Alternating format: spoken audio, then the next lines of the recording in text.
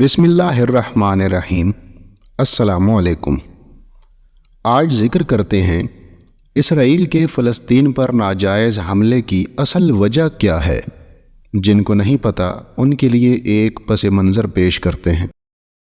بیت المقدس 3 مذاہب کی مقدس جگہ ہے۔ مسلمانوں کا قبلہ دوم، عیسائیوں کے لیے یسوع کی جائے ولادت، یہودیوں کے لیے ہیکل سلیمانی۔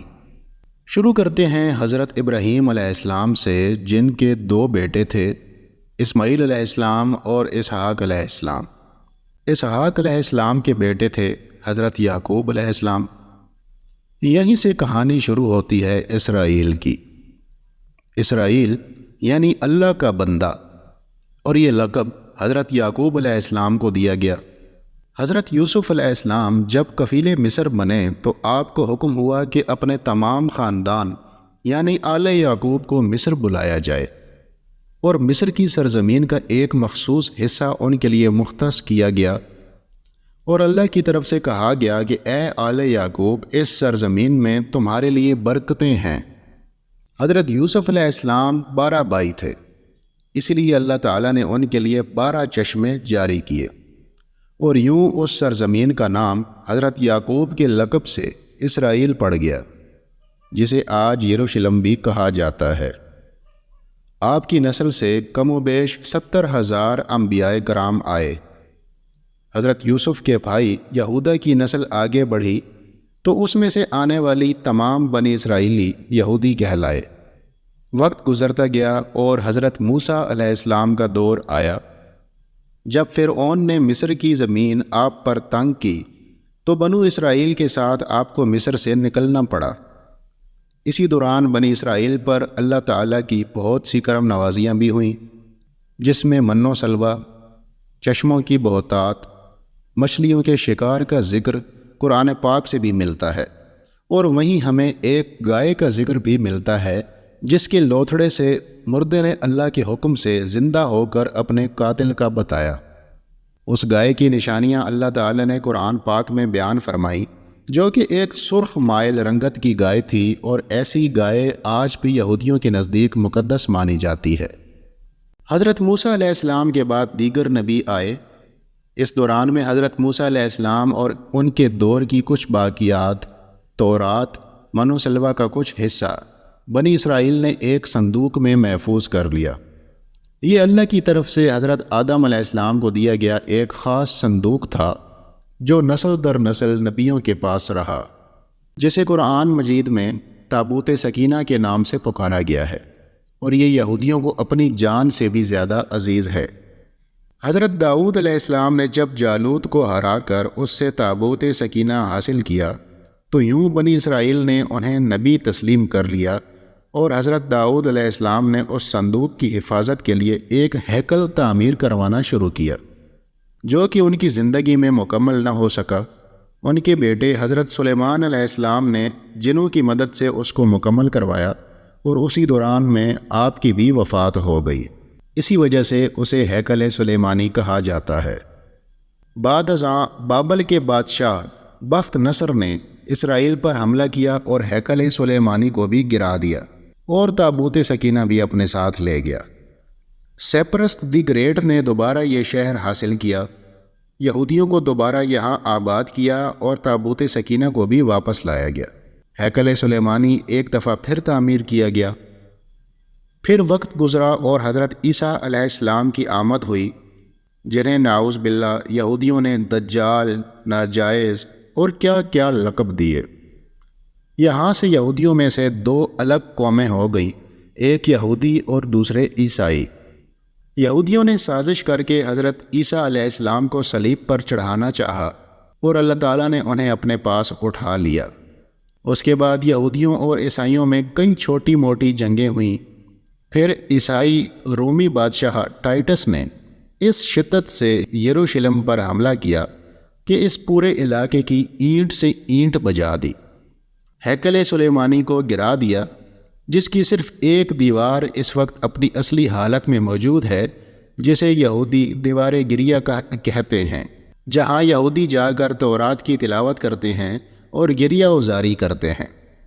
ٹائٹس کے حملے کے بعد یہودی آخری نبی کے انتظار میں تھے، کیونکہ اللہ پاک کا ان سے وعدہ تھا کہ انہیں پھر عروج بخشا جائے گا۔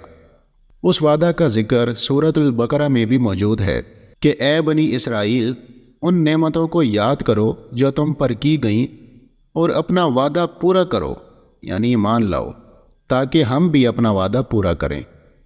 قیامت کی نشانیوں میں سے ایک نشانی یہ بھی ہے کہ ہیکل سلیمانی کی 3 دفعہ تعمیر ہوگی، جو کہ 2 دفعہ ہو چکی ہے۔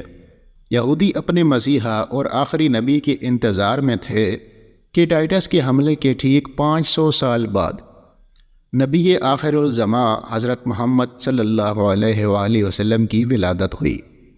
یہاں یہودیوں کو یہ جھٹکا لگا کہ سارے نبی حضرت اسحاق علیہ السلام کی نسل سے ہیں، تو آخری نبی حضرت اسماعیل کی نسل سے کیوں کر آ گئے، اور انہوں نے ایمان لانے سے انکار کر دیا۔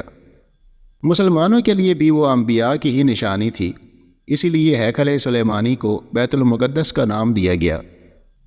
اسلام کے آغاز میں یہودیوں کو قائل کروانے کی خاطر ہی بیت المقدس کی جانب منہ کر کے نماز ادا کرنے کا حکم ہوا، کیونکہ یہودی اسی طرف منہ کر کے عبادت کیا کرتے تھے۔ 17 ماہ بعد ہماری عبادت کا رخ بیت المقدس سے بیت اللہ کی جانب موڑ دیا گیا، کیونکہ مسلمانوں کا شروع سے ہی قبلہ اول وہی رہا، جسے پہلے حضرت آدم علیہ السلام اور پھر حضرت ابراہیم علیہ السلام نے تعمیر کیا۔ حضرت عمر رضی اللہ تعالیٰ عنہ کے دور حکومت میں اسرائیل یعنی یروشلم پر عیسائیوں کا قبضہ تھا۔ بیت المقدس کے ہی احاطے میں انہوں نے گرجا گھر تعمیر کیا ہوا تھا، اور عین تابوت سکینہ والی جگہ پر وہ گند پھینکا کرتے تھے یہودیوں کی نفرت میں۔ یروشلم کی فتح کے وقت جب حضرت عمر وہاں گئے تو عیسائیوں پر برہم ہوئے، وہاں صفائی کروا کر مسجد تعمیر کروائی، اور قرآن میں موجود معراج والے واقعہ کی نسبت سے اس مسجد کو اقصی کا نام دیا۔ یہودیوں کی دیوار گریہ بھی اسی احاطے میں موجود تھی، تو زائرین کی حیثیت سے انہیں بھی وہاں آنے کی اجازت دے دی گئی۔ خلافت عباسیہ تک یروشلم ایک مسلم شہر رہا۔ اس کے بعد عیسائیوں نے دوبارہ یروشلم پر حملہ کر کے اس پر قبضہ کر لیا۔ صلاح الدین ایوبی نے عیسائیوں کے خلاف 50 سے زائد جنگیں کر کے بیت المقدس دوبارہ حاصل کیا، اور پھر 700 سالوں تک یہ خلافت عثمانیہ کے زیر سلطنت رہا۔ یہودیوں کو بھی دیوار گریہ تک اپنے مذہبی اقدامات کی آزادی رہی، اور یہودی آہستہ آہستہ پھر اسرائیل میں آباد ہونا شروع ہو گئے۔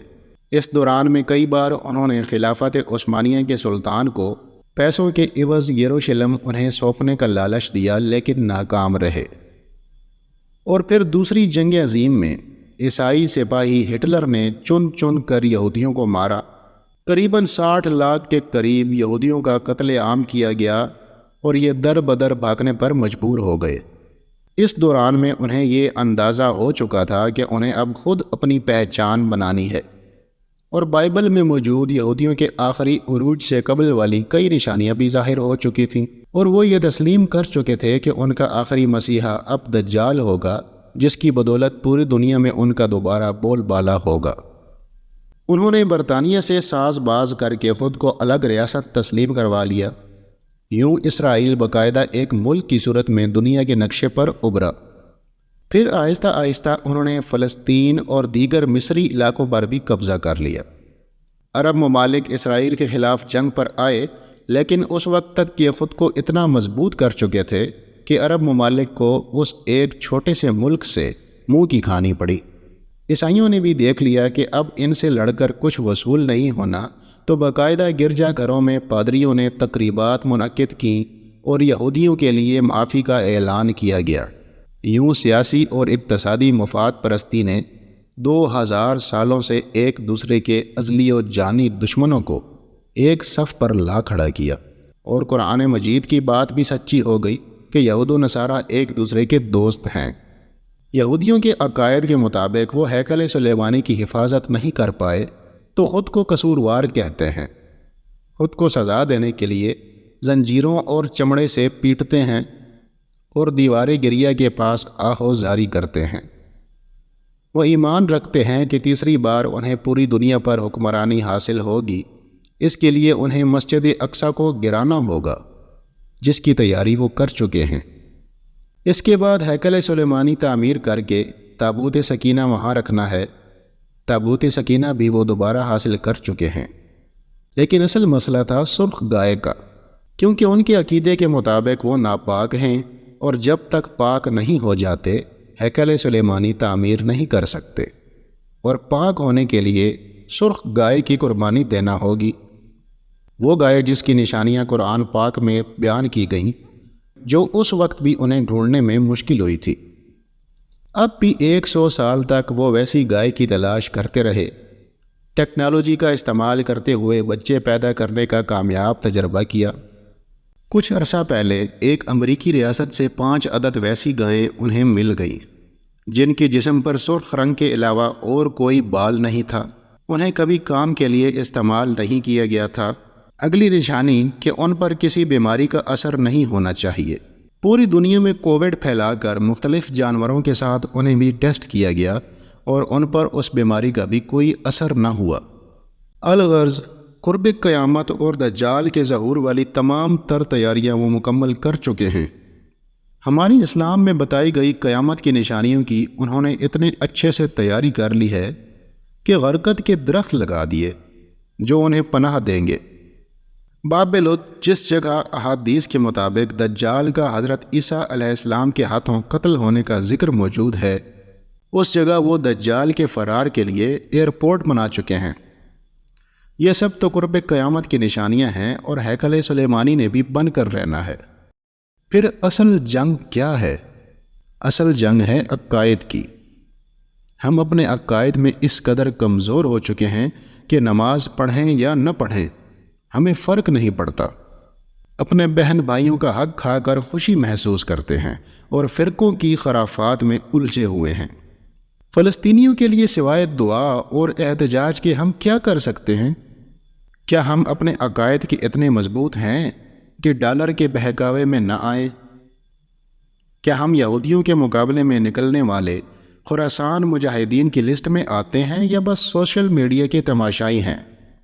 اگر آج دجال ظاہر ہو جائے اور توبہ کا دروازہ بند ہو جائے تو ہماری آخرت کے لیے کیا تیاری ہے؟